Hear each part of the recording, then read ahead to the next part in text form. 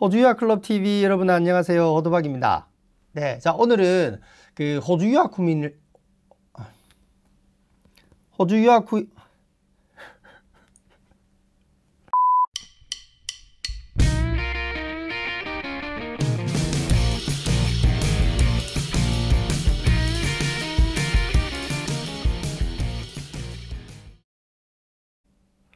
호주 유학 클럽 TV 여러분 안녕하세요. 호두박입니다.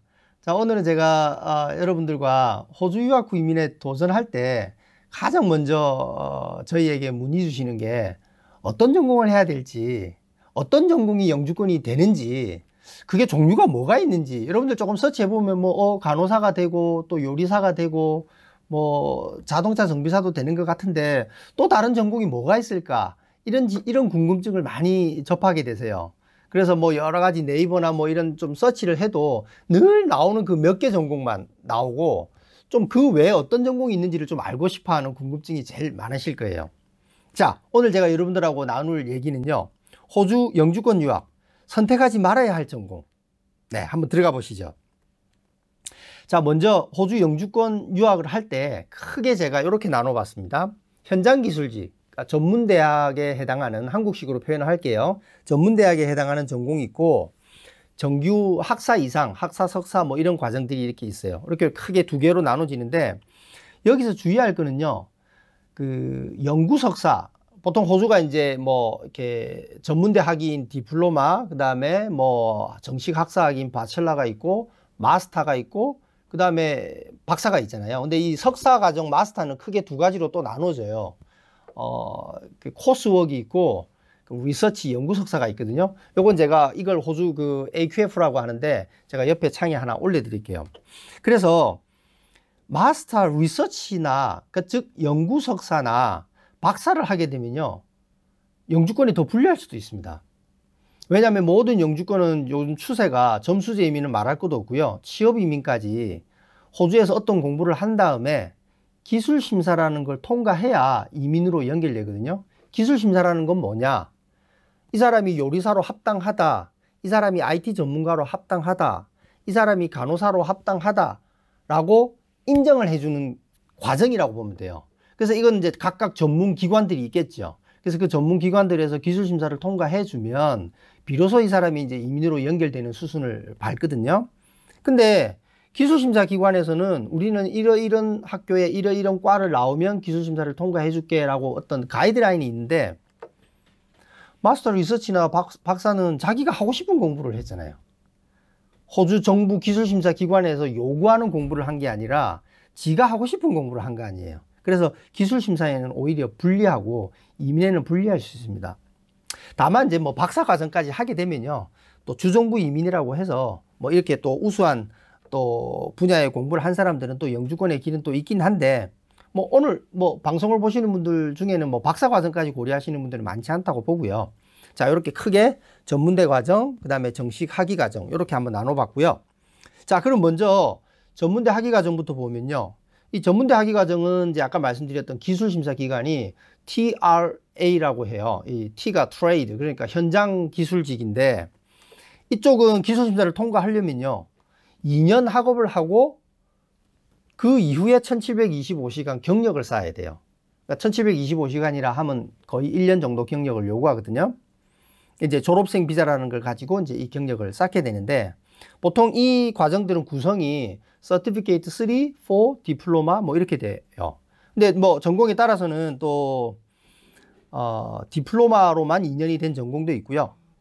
그리고 서티피케이트 4만 가지고 또 2년이 되는 전공도 있고 하긴 한데 뭐 대동소이합니다. 그래서 어떤 직종이냐면 요리, 제빵, 자동차 정비 뭐 이런 전공이 있고요. 여기서 말하는 전기전자는 아까 우리가 뒤에 나오는 공학, 정식 학사 과정인 공학에서 말하는 전기전자가 아니고요. 전문대 레벨의 그 전기전자 분야도 이민이 되는 길이 있거든요. 네, 그 직종이고요.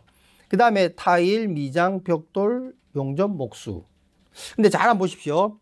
이 전문대 직종, 즉 현장 기술직의 전공을 할 때는요, 여러분들이 감안하셔야 될 게, 이 직종이 항상 한 곳에 머무르며 일을 하는 직종인지 일하는 장소가 계속해서 옮겨 다니는 직종인지 이건 매우 중요합니다. 왜냐하면 1725시간을 졸업 이후에 해야 기술심사가 통과된다 그랬잖아요. 기술심사가 통과되어야 또 이민으로 연결되고요.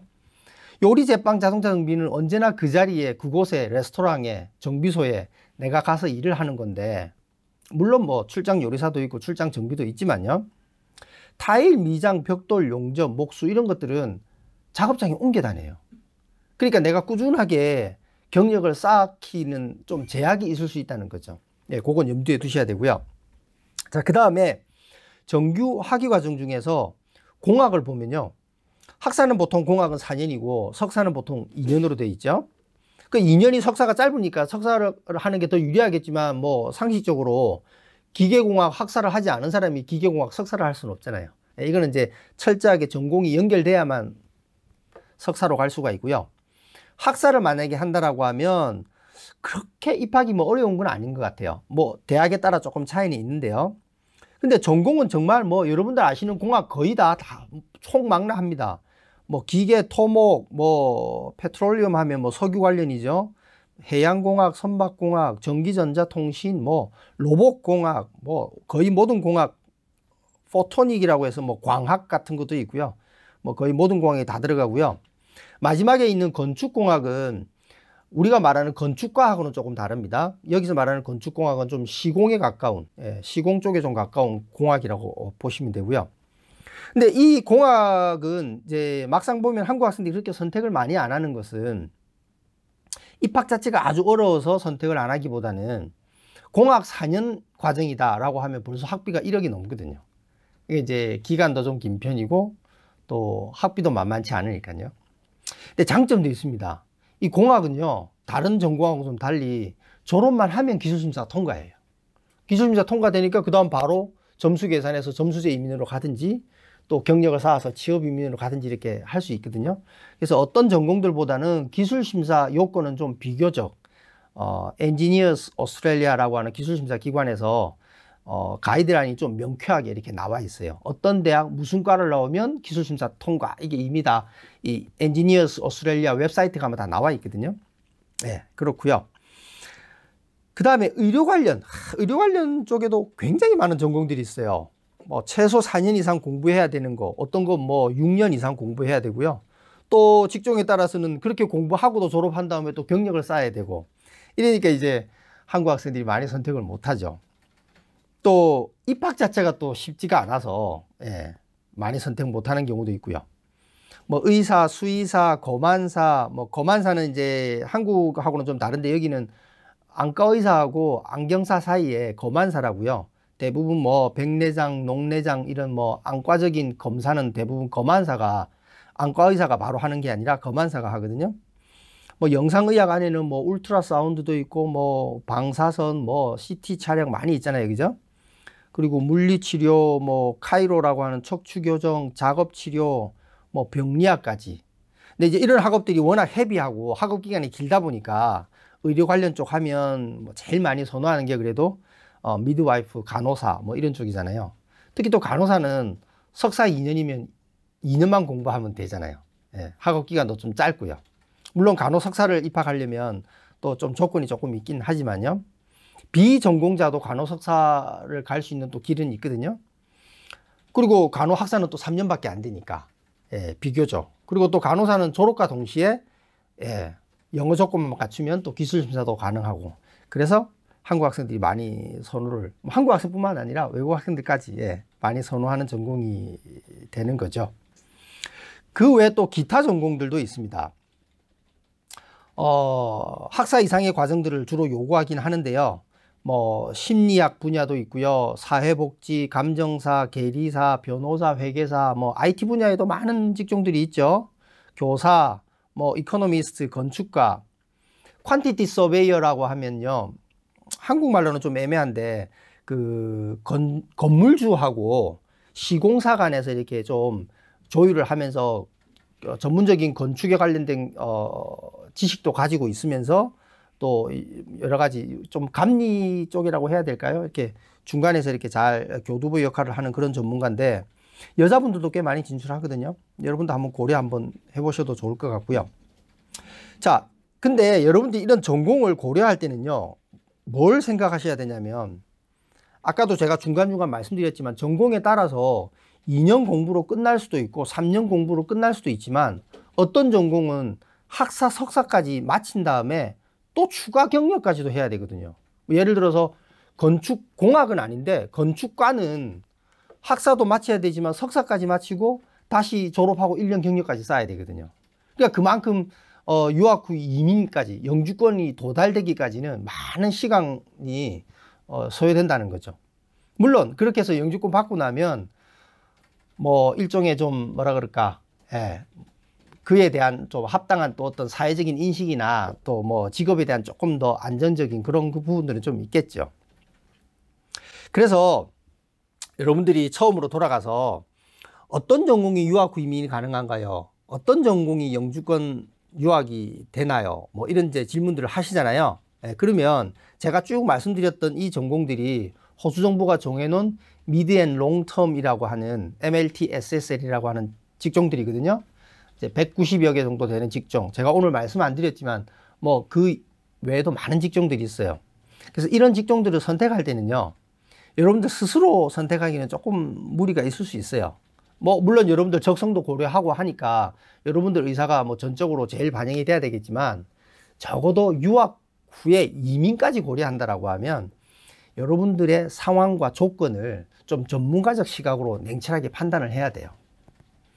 상황과 조건이라 하면요, 나이, 돈, 영어. 나이?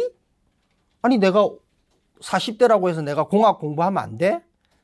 공학 공부하는 건 상관없어요. 근데 그게 아니라 여기서 말하는 나이는 영주권 유학이니까 유학 후 이민을 하기 위해서는 호주 이민법이 또 적용을 받아야 되잖아요. 그때 나이에 또 결정적인 영향을 미치거든요. 그래서 또 자금 계획도, 워킹홀리데이 때 내가 호주에 와서 일을 하다 보니까 뭐 주에 800불, 900불도 벌었어요. 그럼 내가 생활비 300불 쓰고 나머지 열심히 내가 학비에 보태도 되겠네. 근데 호주에서 공학 공부를 하면 일주일에 3, 4일은 학교 강의 듣고 도서관에 있어야 페일 안 하고 잘 따라간단 말이에요. 그러면 워킹홀리데이처럼 세븐데이로 일할 수는 없잖아요. 그러니까 이런 자금 계산도 잘 해야 됩니다. 저희 학생들 중에 한 명은 이 시빌 엔지니어라고 토목공학을 전공을 하다가 이제 워킹홀리데이 호주에서 세컨까지 해가지고 자기도 돈을 좀 모으고 부모님도 조금 서포트 해주고 해서 이렇게 왔어요. 근데 이제 자금이 워낙 좀 타이트하다 보니까 어렵게 이렇게 공부를 하는데, 그 파트타임으로 그 뭐 토목하고는 조금 연관성은 떨어지지만 그래도 건축 관련이다 보니까 이 스프링쿨러 설치하는 그 회사에 1학년 때 이제 알바로 이렇게 조금 했어요. 근데 거기 하다가 이렇게 좀 뭐 무거운 것도 좀 나르고 하다가 허리를 이렇게 삐끗해서 이렇게 다쳤어요. 그러다 보니까 이제 그냥 허리는 아주 심하게 다치진 않았지만 그래도 공부는 좀 할 수 있는데, 그 내가 알바를 못 하니까 생활비가 힘든 거예요. 그러니까 이건 처음부터 자금 계산이 잘못된 거죠. 자기가 이렇게 늘상 벌 거라고 가정을 해놓으면 안 되죠. 왜? 내가 뭐 다리를, 뭐 레스토랑에서 알바하는 학생이 뭐 다리를 접질려 가지고 뭐 잘 아시잖아요, 그죠? 뭐 레스토랑에 일하는 게 앉아서 하는 일이 아니잖아요. 그럼 몇 달간 못 하잖아요. 그런 변수가 생기더라도 내가 학업은 계속 이어나갈 수 있는 그런 자금 계획이 필요하고요. 전공에 따라서 영어도 아주 중요하죠. 그래서 여러분들 이런 걸 생각할 때는 아주 간단한 방법이 하나가 있어요. 제가 상담할 때 이제 학생들한테 많이 얘기를 하는 부분인데, 여러분들이 어떤 전공을 선택했잖아요. 그럼 과연 내가 이 전공, 제가 말씀드렸던 이런 범주 안에 있는 전공이라고 치고요, 내가 이 전공을 해도 될까 하면 안 될까를 고려할 때는요, 바꿔서 한번 외국 학생이 한국에 와서 그 전공을 한 다음에 한국에서 그 일을 하는데 어떤 제약이 있을까를 한번 고민 한번 해보면요, 비슷하게 여러분들 상황을 대입해서 알 수가 있어요. 그러니까 여러분들의 뭐 적성, 비전 이런 것도 다 중요하고요. 졸업한 다음에 호주에서 취업이 될까요, 안 될까요 다 중요한데, 호주가 그래도 이민이 된다라고 이렇게 해놓은 MLT, SSL이라고 하는 직종 자체는 호주에서 그 분야 인력이 부족하기 때문에 만들어 놓은 거거든요. 그러니까 최소한 여러분들의 어떤 상황과 조건만 그 직종에 맞으면, 그리고 영주권만 해결된다 그러면 그 이후의 고용은 크게 걱정 안 하셔도 되거든요. 예를 들어 이런 거 있죠. 필리핀 학생이 한국에 뭐 25살인데 한국에 왔어요. 그래서 열심히 한국에서 공부하고 뭐 교사가 되겠다 해서 이제 교육과정을 어학당을 거쳐서 교사가 될 수 있는 과정을 다 이제 교육학을 이수한 다음에 뭐 임용고시까지 다 합격을 했다고 쳐요. 그럼 이미 이제 뭐 한국말도 잘하고 뭐 정말 한국 문화에 잘 적응됐겠죠. 그동안 열심히 공부했으니까. 그죠? 근데 그거 하고 25세까지 필리핀에서 살았던 이 학생이 그러면 한국의 일선 학교에서 교사로 활동하는 데는 많은 제약이 있을 것 같죠. 네. 그게 전공에 따라서 그렇다는 거예요. 단순히 여러분들이 좋다, 적성에 맞다, 그리고 이 MLT, SSL이 있는 전공이다 라고 해서 이렇게 선택하는 거는 또 다른 위험 요소가 또 있을 수도 있습니다. 그래서 이런 모든 것들을 이제 전문가와 잘 판단해서 전공이 정해지면요. 그 다음에 이제 올바른 지역 선택, 올바른 학교 선택까지 이루어져야 비로소 이제 영주권까지 도달할 수 있게 되는 거예요. 영주권이 돼야 이제 그 분야로 이제 전문가로서 일을 하게 되는 거잖아요. 알바야 워킹 할리데이 비자만 받아와도 시급 20불 받고 일하는 거는 할 수 있어요. 뭐 호주가 그래도 장점이 뭐 시급이 높으니까 자기 생활비도 벌어가면서 공부를 웬만큼 하거든요. 그러나 이제 내가 영주권을 받은 다음에 살면 내가 알바처럼 생활할 수는 없잖아요. 그 전문 분야로 나가려고 그러면 반드시 영주권이라는 게 해결이 돼야 되는데 오토바이가 늘 이야기하듯이 유학 후임 성공 3대 원칙, 전공 선택, 지역 선택, 학교 선택, 이걸 항상 순서에 맞게 고려하셔야 되고요. 자, 그래서 오늘 제가 전공에 대해서는 좀 알아봤는데 생각보다 전공이 많죠, 그죠? 많지만 여러분들이 이제 재정적인 능력, 언어적인 능력 이런 것들을 다 감안하니까 이제 줄고 해서 이제 뭐 주로 간호학이라든지 IT라든지 뭐 회계학이라든지 뭐 간호학, 회계학하고 IT 같은 경우는 학사 전공이 뭐든 또 할 수 있는 전공이거든요. 그러다 보니까 이제 많이 선택하게 되고 또 학비가 저렴한 뭐 요리, 제빵, 타일 이런 뭐 목수, 현장 기술직을 또 많이 선택하게 됐던 거죠. 그래도 오늘 이렇게 전공에 대해서 좀 알아봤으니까 좀 더 다양하게, 좀 더 폭넓은 전공으로 여러분들이 한번 또 고민해 보는 것도 의미가 있지 않나 이렇게 생각이 듭니다. 자, 이상 호주야 클럽 TV 호토박이었고요. 여러분들 좋아요, 구독 부탁드립니다. 감사합니다.